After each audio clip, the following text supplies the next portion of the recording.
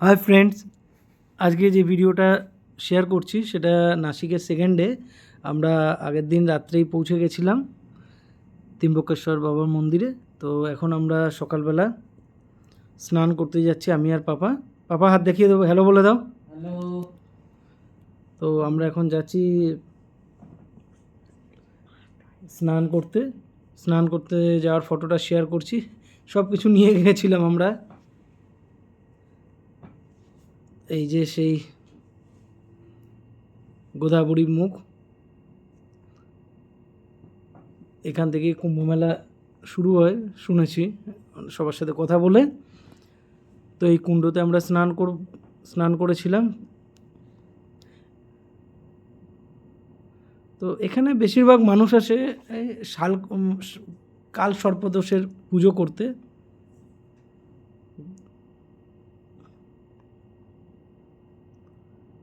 এই যে সেই ভিডিও, আমি আর পাপা স্নান করছি।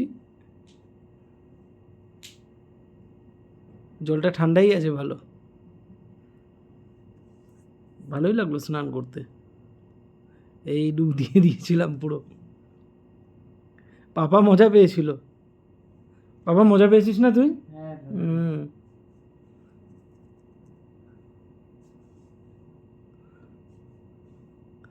পাপা কিন্তু ভয় পাইনি, যদিও বেশি আমরা নিচে নিচে নামিনি, একটা দুটো সিঁড়িতে নেবেই স্নান করেছিলাম।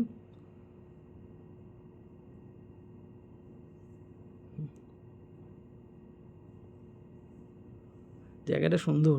আমরা যখন গেছিলাম মানুষ আস্তে আস্তে আসা শুরু করেছে সবে, সেই সময় আমরা গেছিলাম। তো তারপরেই মানুষের ভিড়টা বেড়ে গেছিলো, আমরা অনেক ভরে গেছিলাম। আর পাপার মামিন স্নান করে এসেছিল হোটেল থেকে, তাই আর কুণ্ডতে স্নান করেনি।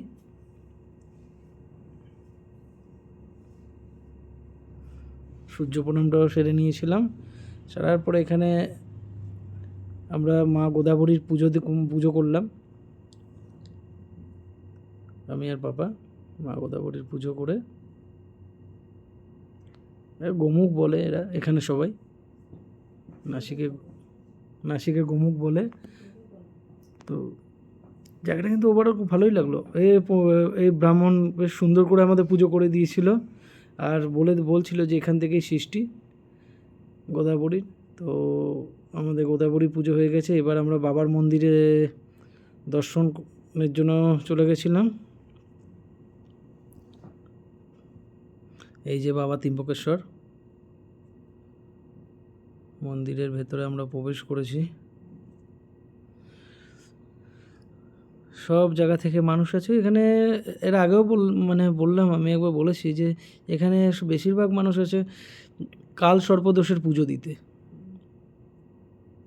অনেক পুরনো মন্দির দেখে বোঝা যাচ্ছে, আর এই সময় মন্দিরটা রেনোভেশনের কাজ চলছিল ভেতরে। এটা একটা আর্কিওলজিক্যাল সাইট হয়। তাই? বাহ। তো আমরা পুজো দেওয়ার আগে ঘুরে ঘুরে দেখে নিলাম।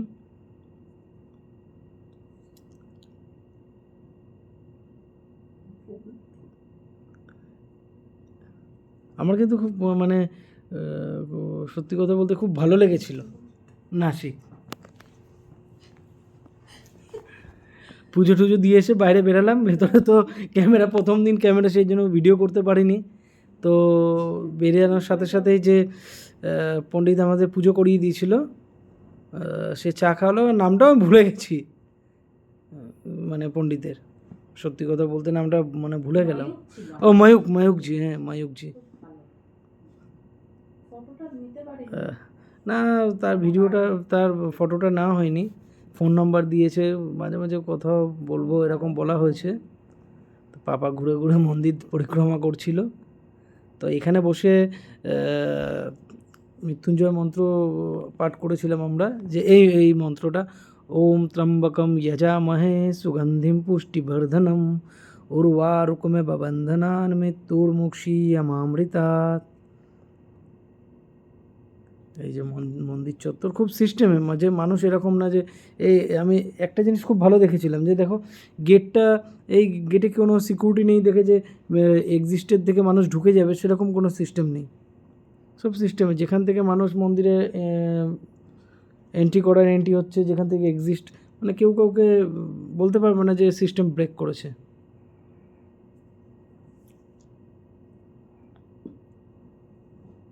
তো মন্দিরটা মানে ঘুরে এরকম লাগছে যে মন ভরে না, যে আরও বসে থাকি। তো আমরা পুজো দিয়ে বেরিয়ে গেলাম বাপ বেটায়,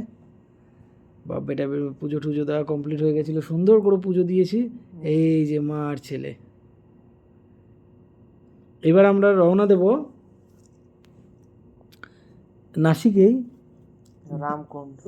রামকুণ্ড, মানে যেখানে কুম্ভ মেলার পুণ্য স্নান হয়। আর এখানে রাম যখন বনবাসে ছিল তখন এখানে ছিল। শ্রী রামচন্দ্র যখন বনবাসে ছিল, হ্যাঁ, শ্রী রামচন্দ্র যখন বনবাসে ছিল তখন ছিল। তো ঘোড়া, এই আমরা গরুকে চানা গাছও খাইয়েছি। তো খাইয়ে যাই হোক, এবার আমরা এই যে মাম্মি খাওয়াচ্ছিল, তো এগুলো বিক্রি হয় ওখানে চানা গাছগুলো। টিনাও মানে খাওয়ালো। তো মন্দির থেকে বেরিয়ে গরুগুলো থাকে যে ওখানে বেশ সুন্দর, মানে গরুগুলোকে দাঁড় করিয়ে রেখে দেয়, আর মানে সেই ইয়েগুলো, মানে গরু খাওয়ার যে পাচলি আছে, শাক পাচলি, সেগুলো বিক্রি হয়, যে মানুষ কিনে গোমাতাকে খাওয়াতে পারে। এই যে আমাদের হোটেল থেকে একদম ফ্রন্টেই, এটাই আমাদের হোটেলটার থেকে দেখা যায়। সকালবেলা খুব ভালোই লাগছিল ঘুম থেকে উঠে। তো এইবার আমরা মোটামুটি একটু রিফ্রেশ হয়ে নিয়েছি, রেস্ট নিয়েছি আধা ঘন্টা মতন নিয়ে, এবার আমরা প্ল্যান করছি বসে রুমে যে কোনটা কীভাবে দেখবো, সেই সময় প্ল্যান করছিলাম। লোকাল সাইট সিন কীরকম কী মানে করা যায়। তো হোটেল থেকে বললো গাড়ি নেওয়ার থেকে এখান থেকে অটোতে গেলে ভালো, যে অনেক জায়গা আছে অটোতে করে ওঠা যাবে। তো আমরা বেরিয়ে পড়লাম। যেতে যেতে অনেক কিছুই চোখে পড়েছিল। আর খুব ভালো। এই যে টিনা, পাপা আর আমি এখনও পর্যন্ত ভালো করে কিন্তু ওই মুম্বাইয়ের যে পাওভাজি সেসব খাওয়াইনি। এই আমরা সে পৌঁছে গেছিলাম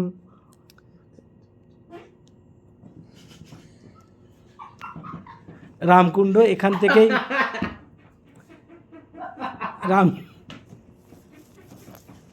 রামকুণ্ড। এই ডুবকি, পাপা ডুবকি দিয়ে দিয়েছিল তখন। প্রথমে বলছিল না করবো না করবো না করবো না, আমার ওখানে গিয়ে মনে হচ্ছিলো আমার ভুঁড়িটাও বেড়েছিল খেয়ে খেয়ে।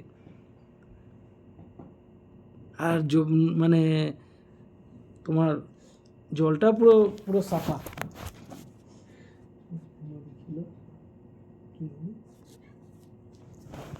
গোদাবরীর পানিটাও পুরো সাফা ছিল, আর জল বেশি না, কিন্তু খুব মানে খুব স্লিপ ছিল, খুব সাংঘাতিক। তো আমিও ডুবকি লাগালাম। বাবা তুমি এত হাসছো কেন? ও স্নান করা দেখে।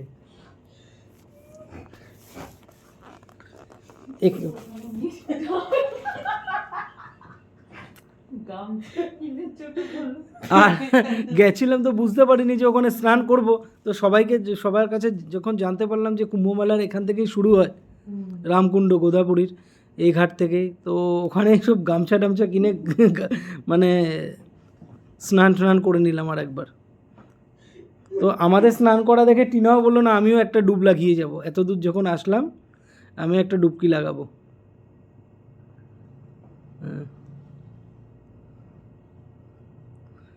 স্নান করে এই যে সামনে বাবা আছে, বাবাকে জল অর্পণ করলাম আমি আর পাপা মিলে।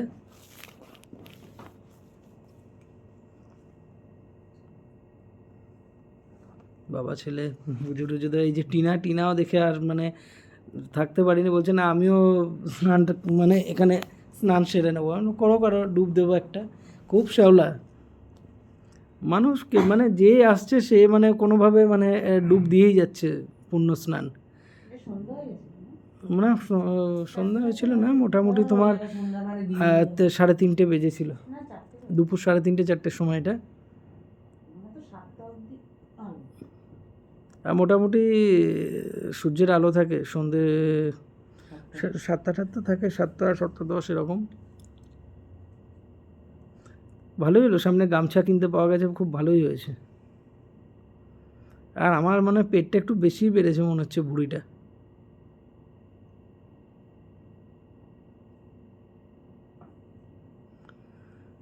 স্লিপ টিনাকে ধরে ধরে উঠিয়েছি। এবার টিনা এখানে প্রদীপ সুন্দর করে, কিন্তু টিনা কিন্তু সুন্দর হয়েছিল, টিনার প্রদীপটা দেওয়া। কিন্তু আমি শুধু আমার দেখে যাচ্ছি, মানে যে হারে আমার পেটটা এত সুন্দর নিয়ে গেছিলাম, ফুলে গেছিল।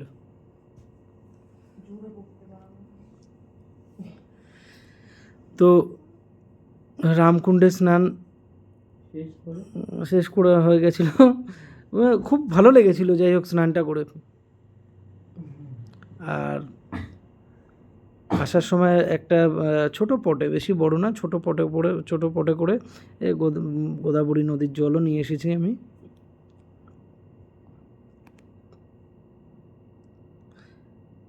এটা আশ্চর্য কথা যে একটা শুকনো জায়গা থেকে জল। হ্যাঁ, এটা কিন্তু খুব সুন্দর। এই যে মানে গোদাবরী যেটা গোমুখ, যেখানে আমরা প্রথম স্নান করলাম সকালবেলা, তারপরেই বেরিয়ে একদম ফুচকা ফুচকা খেয়ে আমার খুব, সেই সময় একদম খুব বড় বিষম খেয়েছিলাম। তো ফুচকা খেয়ে আমরা বেরিয়ে পড়লাম। কিন্তু যাই হোক, মুম্বাইতে আমরা তোমার ওই বড়া পাও আর ডাভেলি, এইটা মানে একটু বুঝতে পারলাম না ঠিক ব্যাপারটা কি।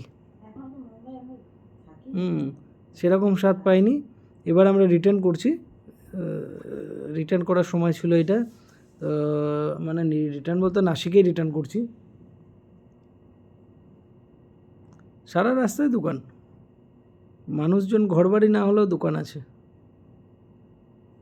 বিজনেস জায়গা। কিন্তু আস্তে আস্তে যে অটো ড্রাইভার ছিল সে বলল এই সামনে বজরংবলীর মন্দির আছে, তো আমরা মন্দিরটা তো আমরা সেই মন্দিরটাও দর্শন করব।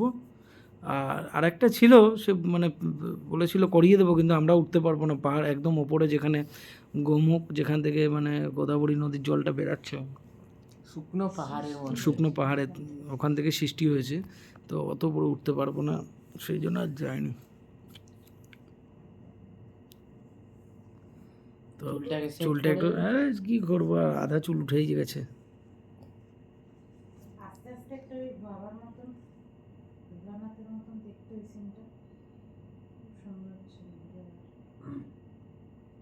তো দূরের পাহাড়টা ওরকমই লাগছে, যে ভোলে বাবা, পুরো পুরো মনে হচ্ছে ওইটাই জ্যোতির্লিঙ্গ, এত সুন্দর পাহাড়টা। তো সেই অটো ড্রাইভারের কথা মতন বজরংবলীর মন্দিরে গেলাম, সে বিশাল বড় বজরংবলী। তখন আমরা বাবার সেবা করলাম বজরংবলীকে। এখানে যে ঘন্টাটা ছিল কত হাই, হ্যাঁ ঘন্টাটা খুব উঁচু ছিল, অনেক কষ্ট করে বাজাতে হয়েছে, পাপা মোটামুটি 10-15 বার ট্রাই করার পরে বাজিয়েছে। আর অনেক উঁচুতে, এটা মোটামুটি 100টার কাছাকাছি সিঁড়ি ছিল। এবার আমরা আবার নাসিকে পৌঁছে গেছি। নাসিকেই আছি, কিন্তু এটা মন্দিরের ক্যাম্পাস হয়। এই তো মন্দিরের ক্যাম্পাসে আমরা সন্ধেবেলাটা কী করব, আশেপাশে দেখে লোকাল একটা ছোট্ট মেলা হচ্ছিল সামনে, এই মানে এদের গ্রামের মধ্যে। এই যে বাবার ওখানে সিঙ্গার চলছে, সেটা ভিডিও মানে লাইভ দেখায়।